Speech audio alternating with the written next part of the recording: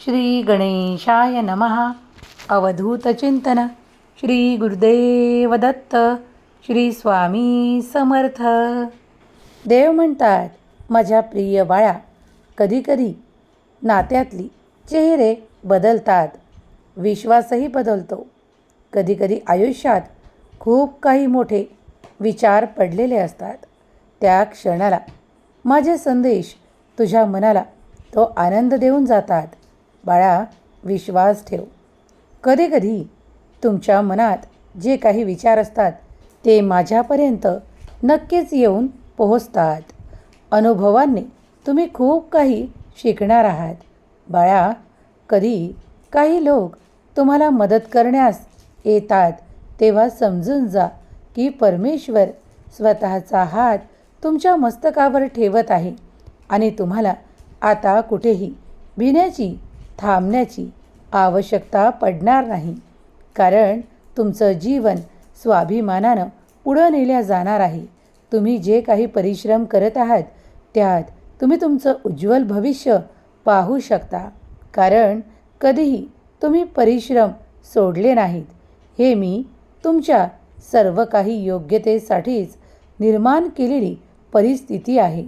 जेव्हा तुम्हाला कधी एकटं वाटतं तेव्हा नामस्मरण करा. नामस्मरणाने तुमचा अनुभव अधिक प्रबल होईल. तुम्हाला माझी अनुभूती येईल. होय बाळा, मी सत्य सांगत आहे. जेव्हा जेव्हा कुणी तुमच्यासाठी नकारात्मकता पाठवतं तेव्हा जर तुम्ही जास्त विचार न करता नामस्मरण केलं तर तुम्ही पाहाल की तुमचा संघर्ष अगदी काही काळातच समाप्त होत आहे. तुमच्यावर आशीर्वादांचे वर्षाव टाकल्या जात आहेत. तुमच्या जखमा आणि तुमच्या त्रासांना देव संपवत आहे. जर तुम्ही हे सर्व काही स्वीकार करत असाल तर नामजाप स्वीकार करा. कारण जेव्हा जेव्हा तुम्ही नामजाप कराल तितकंच तुमच्या जीवनात तुम्ही परत परत सुख प्राप्त करणार आहात, आकर्षित करणार आहात. ते सर्व काही पैसा, सुख, संपन्नता आणि आनंद जो मनाला तृप्ती देणारा आहे. तुम्ही कुठल्याही बंधनात नाही, तर तुम्ही देवाच्या नामस्मरणात आहात. स्वीकार करा की तुम्ही श्रद्धा आणि विश्वासाने परिपूर्ण आहात. तुम्ही एकटे नाहीत, तर तुम्ही देवाच्या कृपेने परिपूर्ण आहात. मला तुमची मदत करायची आहे. ती योग्य वेळेवर तुम्हाला दिल्या जात आहे. तुम्ही पुढे जात आहात. तुमच्या शक्यता वाढवण्यासाठीच आज हा दिव्य पवित्र संदेश तुमच्या पुढे आला आहे. तुम्ही मोठे होणार आहात. कारण आयुष्यात तू कधीही एकटा पडणार नाहीस. विश्वास ठेव.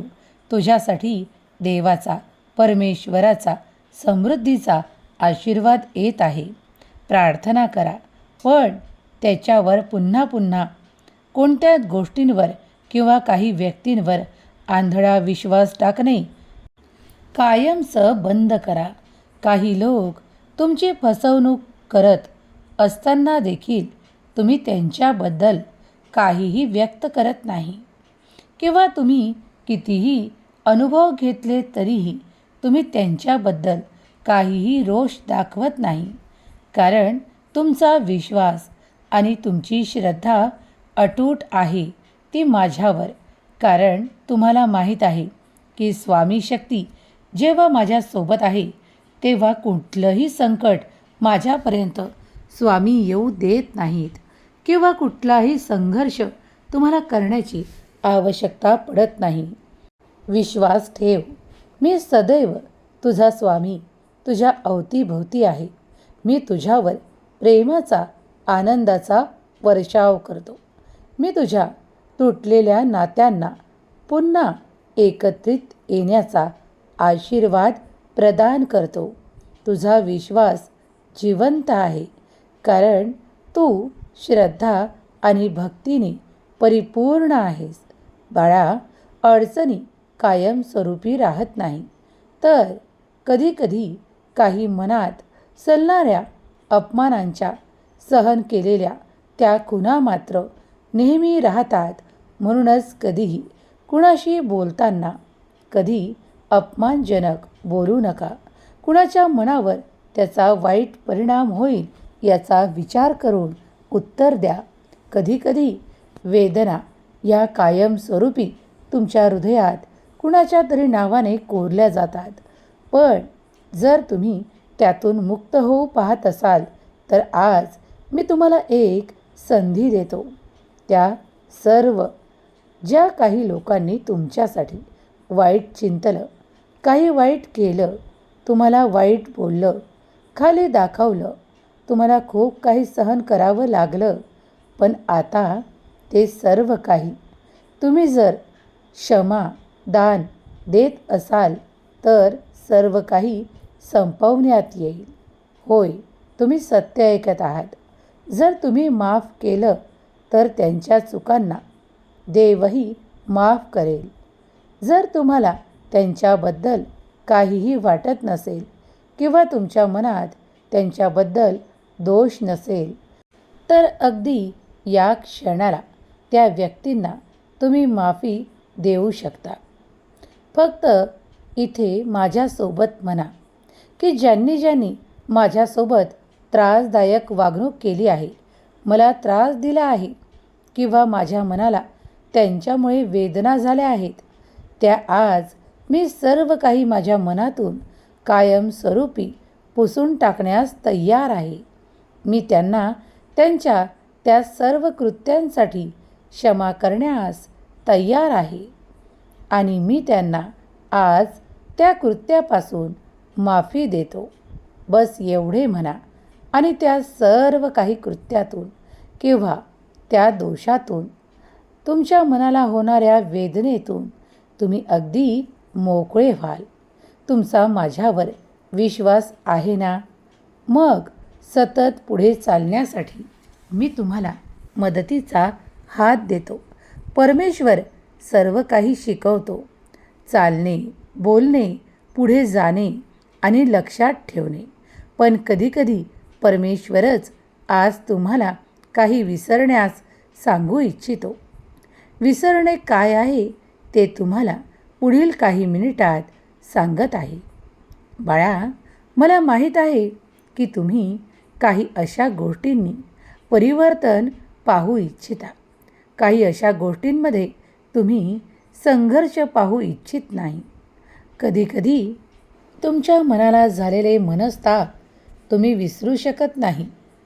पण आज लक्षात ठेवा की तुमचे स्वामी माऊली तुमच्या पुढे येऊन तुम्हाला त्या त्रासातून मुक्त करण्यासाठी काही लोकांना क्षमा करण्यास सांगत आहे.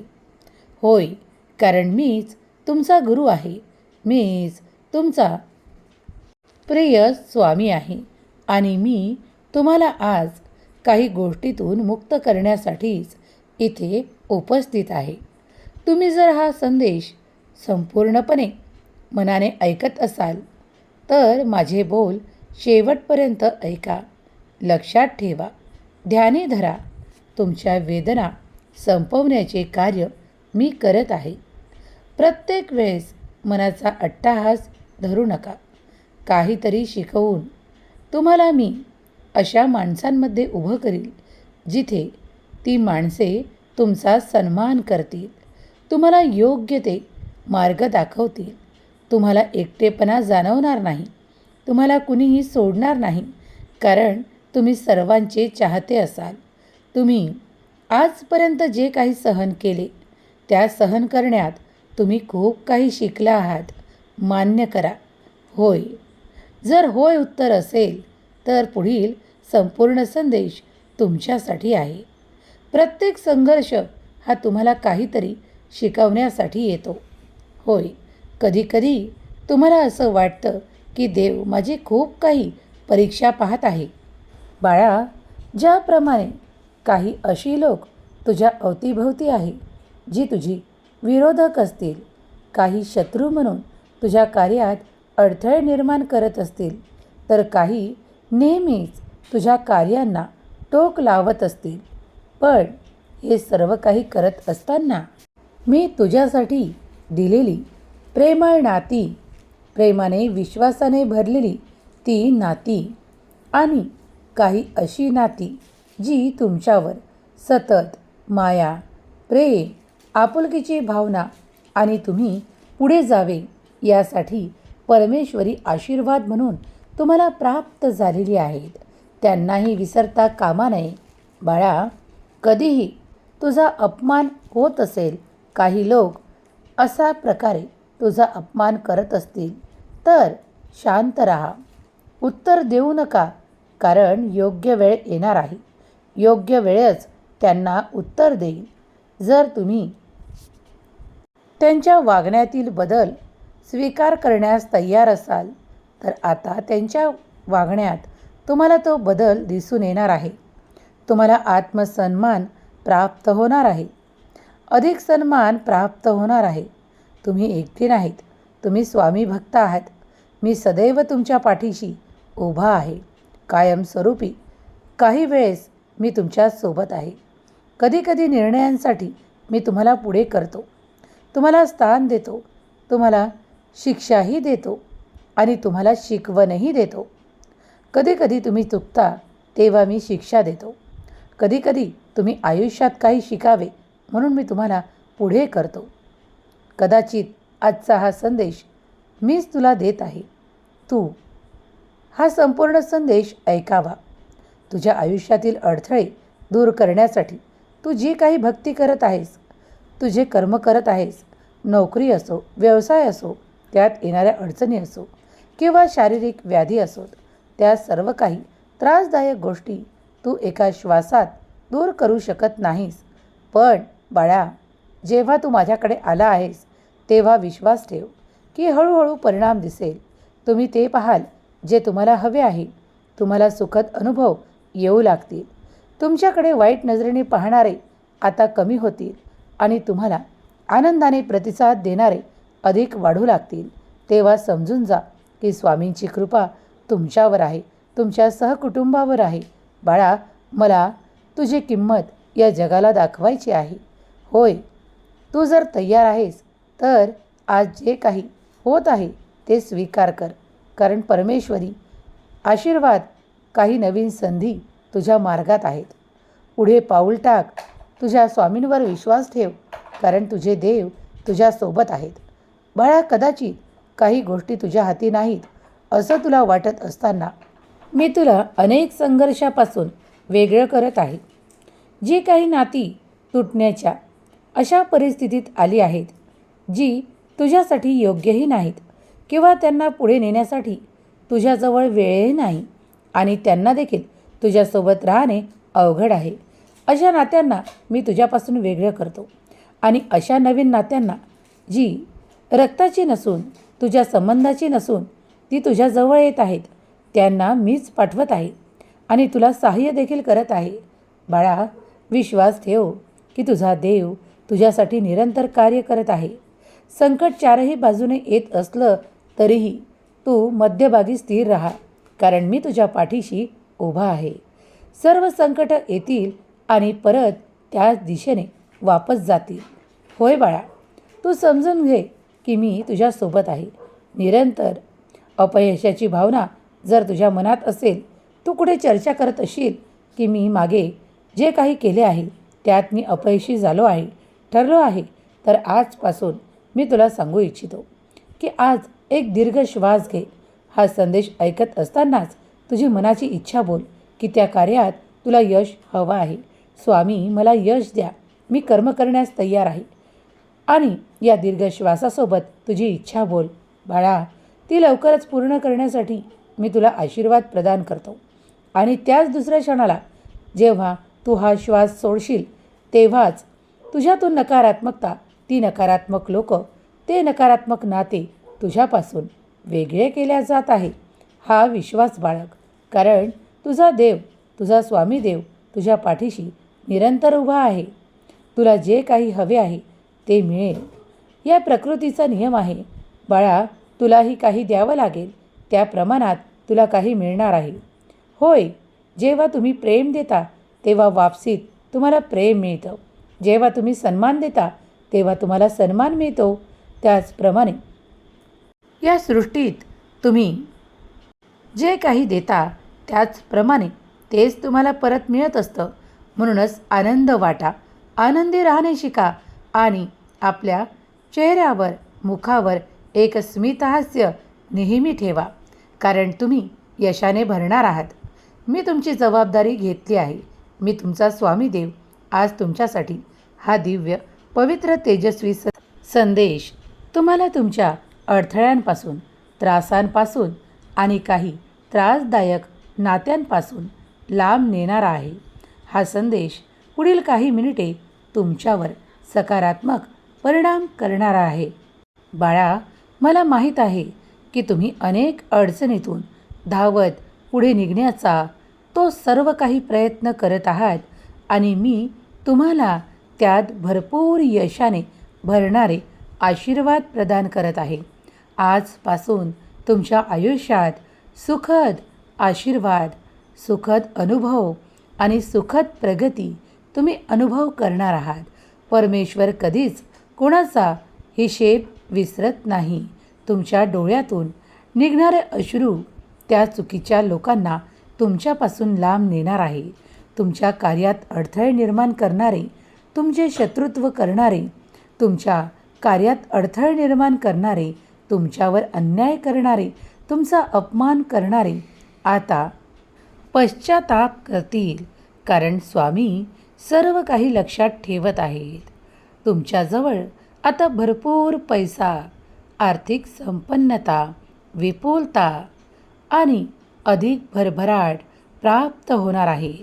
काही लोकांनी ज्यांना पैशापायी खाली दाखवण्याचा प्रयत्न केला आहे, एखाद्या वाहनावर आपली मालकी दाखवून तुम्हाला खाली दाखवण्याचा प्रयत्न केला आहे, तीच व्यक्ती आता तुमच्या दिशेने फक्त पाहत राहील.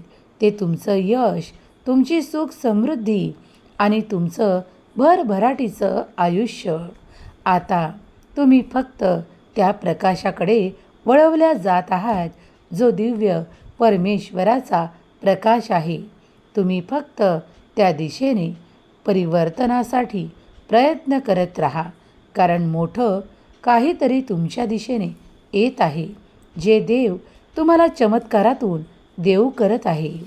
तुम्ही जर सुख, समृद्धी, आनंद, प्रगती आणि इतरांना काही सुखाच्या अपेक्षा पूर्ण करणार असाल तर देव तयार आहे तुम्हाला हे सर्व काही भेटवस्तूच्या रूपात, प्रेमळ नात्यांच्या रूपात, आनंदाच्या रूपात, तुमच्या कार्याच्या संपन्नतेच्या रूपात तुम्हाला नवसंजीवनी देणार आहे. विश्वास ठेवा की देव तुम्हाला पुन्हा जिवंत करत आहे आणि आनंदाने भरत आहे, जे कायमस्वरूपी तुमच्या जवळ असेल. लक्षात ठेवा, माणूस म्हणून जगा. नुसतं पैसा हा महत्त्वाचा नाही, तर माणुसकीलाही अत्यंत महत्त्व आहे. जो माणुसकीच्या सोबत आपल्या होठांवर श्री स्वामी समर्थ नाम घेतो, आपले प्रयत्न जे प्रामाणिकपणे करतो, त्याला कधीही हिरमुसून राहण्याची आवश्यकता नाही, वेदनेने भरून राहण्याची आवश्यकता नाही. कारण स्वामी सतत त्याच्या सर्व काही इच्छा पूर्ण करतात. तुला कुणावरही अवलंबून राहण्याची आवश्यकता पडणार नाही. इतकं सामर्थ्यशाली तुला बनवणार आहे. बाळा, देव तुला ते सर्व काही देणार आहे ज्याची तुला इच्छा, अपेक्षा आहे.